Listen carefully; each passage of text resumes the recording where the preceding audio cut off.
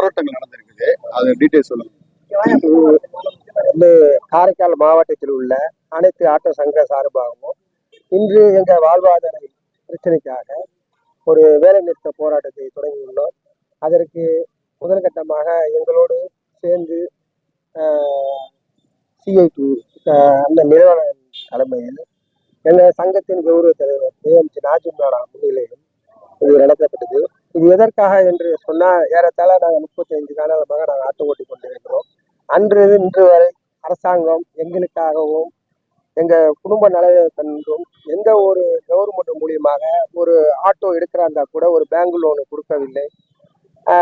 அதே மாதிரி ஒரு அமைப்பு சாரா தொழிலாளர் சங்கமாக இருந்தாலும் எங்களை ஒரு கீழே தான் பார்க்குறாங்களே தவிர எங்களுக்குன்னு ஒரு அப்போ பழைய காலத்தில் பார்க்க போனீங்கன்னா ஒரு ஆட்டோ டிரைவர் அப்படின்னாக்கா முன்ன பின்ன இருப்பாங்க. ஆனால் இப்போ வந்து படித்த பட்டதாரிகளாக இருக்கிறாங்க.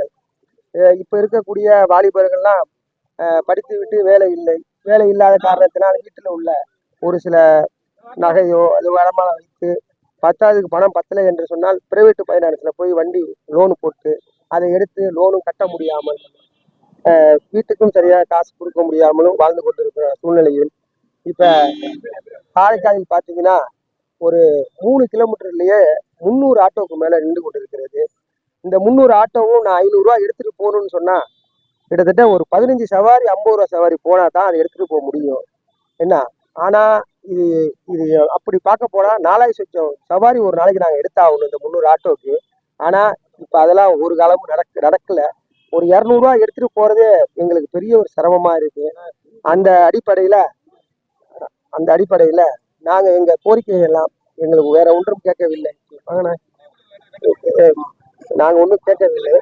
ஆனால் எங்கள் படித்த பட்டதாரிக்கு வேலை கொடுங்கன்னு கேட்கவில்லை. நாங்கள் செய்கிற தொழிலை நாங்கள் செய்து கொண்ட இந்த ஆட்டோ தொழிலை மிக மரியாதையாகவும் ஒரு நல்ல முறையில் கொண்டு போய் கொண்டிருக்கோம். எங்கள் மேல் எந்த ஒரு குறையும் இல்லாமல் நாங்கள் வாழ்ந்து கொண்டிருக்கிறோம். இந்த அரசாங்கம் எங்களுக்கு ஒரு சலுகைகளை வழங்க வேண்டும் என்று தான் கேட்டுக்கொண்டிருக்கிறோம்.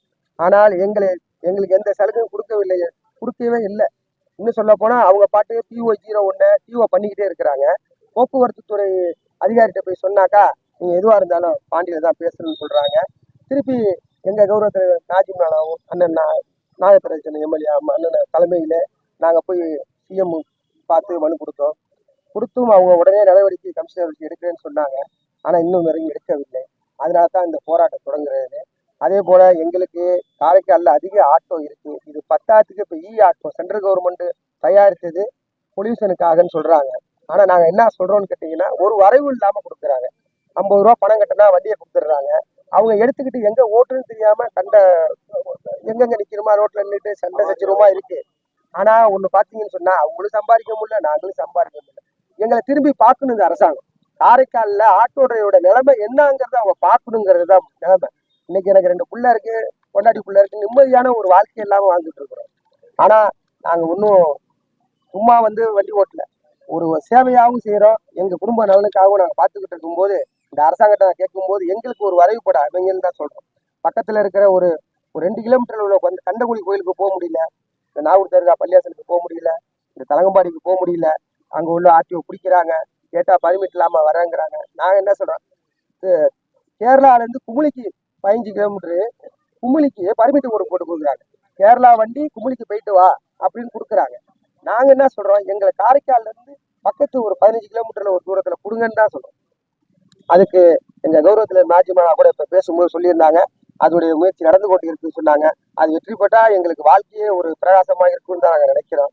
அதுக்கு எங்களுடைய கௌரவ தலைவர் அண்ணனா தேர்தலெல்லாம் ஒற்றுமையாக இருக்கிறாங்க. அதே போல் இங்கே வந்திருக்கக்கூடிய ஆட்டோ டிரைவர் அனைவருமே முன்னாள் இந்நாள் சொல்லலாம், எல்லாருமே அந்த ஒரு எப்படி சொல்கிறோம், எங்களுடைய வாழ்வாதார பிரச்சனைங்கும் போது இவ்வளோ பேரை நான் உண்மையில எதிர்பார்க்கல. ஆனால் இவ்வளோ பேரை வந்ததுக்கும் போது அவங்களுக்கு தான் நன்றி சொல்லணும்.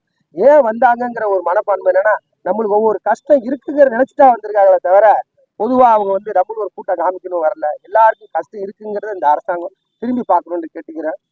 இந்த பிரச்சனை திரும்பி தொடருங்கிறது தெரியும். ஓகே ஐயா, வணக்கம் ஐயா.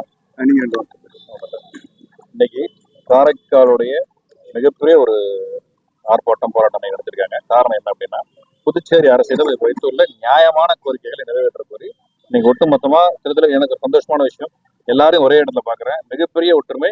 இந்த ஒற்றுமை இவங்களோட கடைசி வரைக்கும் இருக்கும் நிச்சயமா.